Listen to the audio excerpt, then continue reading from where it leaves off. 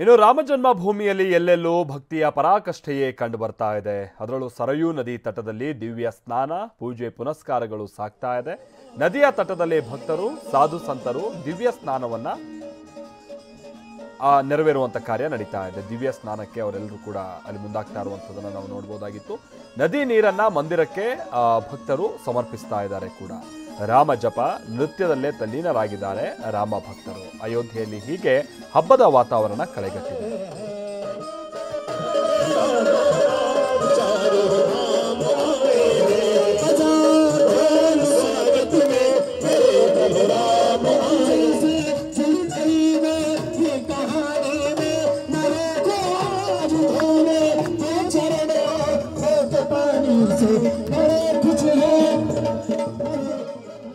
ಹೀಗೆ ಅಯೋಧ್ಯೆಯಲ್ಲಿ ಭಕ್ತಿಯ ಪರಾಕಾಷ್ಠೆ ಹೇಗೆ ಕಂಡು ಬರ್ತಾ ಇದೆ, ನಮ್ಮ ಪ್ರತಿನಿಧಿ ಪ್ರಮೋದ್ ಇದಕ್ಕೆ ಸಂಬಂಧಪಟ್ಟ ಹಾಗೆ ಒಂದು ವರದಿ ಕೊಟ್ಟಿದ್ದಾರೆ, ಬನ್ನಿ ನೋಡ್ಕೊಂಡು.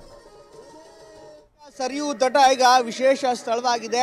ರಾಮನ ಭಕ್ತರು ಕೋಟ್ಯಾಂತರ ಹಿಂದೂಗಳಿಗೆ ಒಂದು ಶ್ರದ್ಧಾ ನದಿಯಾಗಿರುವಂಥ ಸರಿಯೂ ತಟಕ್ಕೆ ರಾಮನ ಭಕ್ತರು ಆಗಮಿಸ್ತಾ ಇದ್ದಾರೆ. ಜನರು ಕೂಡ ಹೆಚ್ಚಿನ ಸಂಖ್ಯೆಯಲ್ಲಿ ಆಗಮಿಸ್ತಾ ಇದ್ದಾರೆ.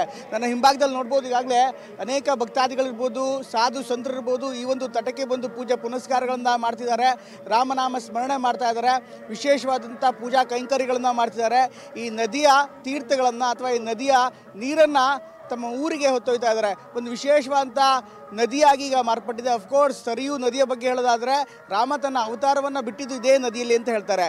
ರಾಮ ಹುಟ್ಟಿ ಬೆಳೆದಿದ್ದು ಕೂಡ ಸರಿಯೂ ನದಿಯ ತಡದಲ್ಲಿ. ಹೀಗಾಗಿ ಈ ನದಿಯ ನೀರು ಸ್ಪರ್ಶಿಸಿದರೆ ಸಾಕು, ಪುಣ್ಯ ಸಿಗತ್ತೆ ಅನ್ನುವಂಥ ಭಾವನೆ ಕೋಟ್ಯಾಂತರ ಹಿಂದೂಗಳಲ್ಲಿದೆ. ಭಕ್ತರು ಕೂಡ ಹೆಚ್ಚಿನ ಸಂಖ್ಯೆಯಲ್ಲಿ ಬರ್ತಾ ಇದ್ದಾರೆ. ಇದು ಬೆಳಗ್ಗೆನೇ ಆಗಿರುವಂಥ ಬೆಳಗ್ಗೆ 6:15ಗೆ ಇಷ್ಟೊಂದು ಸಂಖ್ಯೆಯಲ್ಲಿ ಜನ ಬರ್ತಾರೆ. ಚಳಿ ಇದ್ರೂ ಕೂಡ ಜನ ಬರ್ತಾರೆ. ಇದ್ರ ಜೊತೆಗೆ ಒಂದು ವಿಶೇಷ ಅಂದರೆ ಈಗಾಗಲೇ ಈ ನದಿಯ ನೀರನ್ನು ತಮ್ಮ ಊರಿಗೆ ಹೊತ್ತೊಯ್ತಾ ಇದ್ದಾರೆ. ಮತ್ತು ಕೆಲವರು ಕಲಶವನ್ನು ತಂದಿದ್ದಾರೆ. ಕಲಶವನ್ನು ರಾಮನಿಗೆ ಅರ್ಪಿಸಬೇಕು ಅಂತ ತಂದಿದ್ದಾರೆ. ಈ ಎಲ್ಲ ಕಾರಣಕ್ಕೋಸ್ಕರ ಈ ನದಿ ಅಷ್ಟೊಂದು ಪ್ರಾಮುಖ್ಯತೆ ಪಡೆದುಕೊಂಡಿದೆ.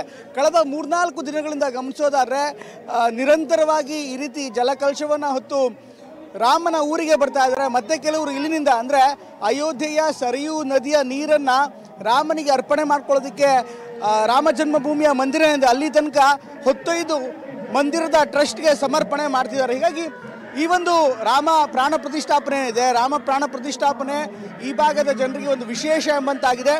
ಎಲ್ಲ ರೀತಿಯ ಶ್ರದ್ಧೆಗಳನ್ನು, ಎಲ್ಲ ರೀತಿಯ ಧಾರ್ಮಿಕ ಭಾವನೆಗಳನ್ನು ಅವರು ವ್ಯಕ್ತಪಡಿಸ್ತಾನೆ ಇದ್ದಾರೆ. ಹೆಚ್ಚಿನ ಸಂಖ್ಯೆಯಲ್ಲಿ ಜನ ಬರ್ತಾ ಇದ್ದಾರೆ. ನೋಡ್ಬೋದು, ಈಗ ನನ್ನ ಮುಂದೆ ಒಂದು ಈ ಕಲಶದ ಮೆರವಣಿಗೆ ನಡೀತಾ ಇದೆ.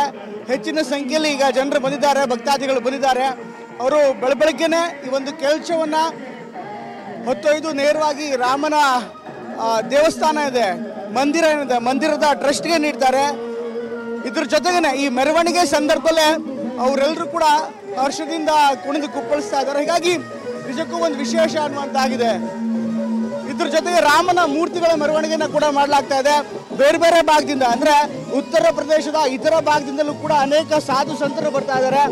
ಆ ಸಾಧು ಸಂತರು ಸಹ ತಮ್ಮದೇ ಆದಂಥ ರೀತಿಯಲ್ಲಿ ತಮ್ಮ ದೇವಸ್ಥಾನಗಳಿಂದ, ತಮ್ಮ ಮಠಗಳಿಂದ ತಂದಿರುವಂತಹ ಪ್ರಸಾದ ವಿತರಣೆಯನ್ನು ಕೂಡ ಮಾಡ್ತಿದ್ದಾರೆ. ಒಟ್ಟಲ್ಲಿ ಎಲ್ಲ ಸ್ಥಳವನ್ನು ನೋಡ್ತಾ ಇದ್ರೆ, ಅಯೋಧ್ಯೆಯನ್ನ ನೋಡ್ತಾ ಇದ್ರೆ, ರಾಮನನ್ನ ಸ್ವಾಗತಿಸೋದಕ್ಕೆ ಒಂದು ವಿಶೇಷವಾದಂಥ ಸಿದ್ಧತೆಯನ್ನ ಮಾಡಿಕೊಂಡಂತೆ ಕಾಣಿಸ್ತಾ ಇದೆ. ಹೀಗಾಗಿ ಅಯೋಧ್ಯೆಯ ಪ್ರತಿ ಸ್ಥಳಕ್ಕೆ ಹೋದ್ರೂ ಕೂಡ, ಪ್ರತಿ ಗಲ್ಲಿಗೆ ಹೋದ್ರೂ ಕೂಡ ರಾಮನ ಶಬ್ದ, ರಾಮನಾಮ ನಮಗೆ ಎದ್ದು ಕಾಣಿಸ್ತಾ ಇರುತ್ತೆ. ಕ್ಯಾಮ್ರಾ ಪರ್ಸನ್ ನರೇಶ್ ಜೊತೆ ಪ್ರಮೋದ್, ಟಿವಿ9 ಅಯೋಧ್ಯೆ.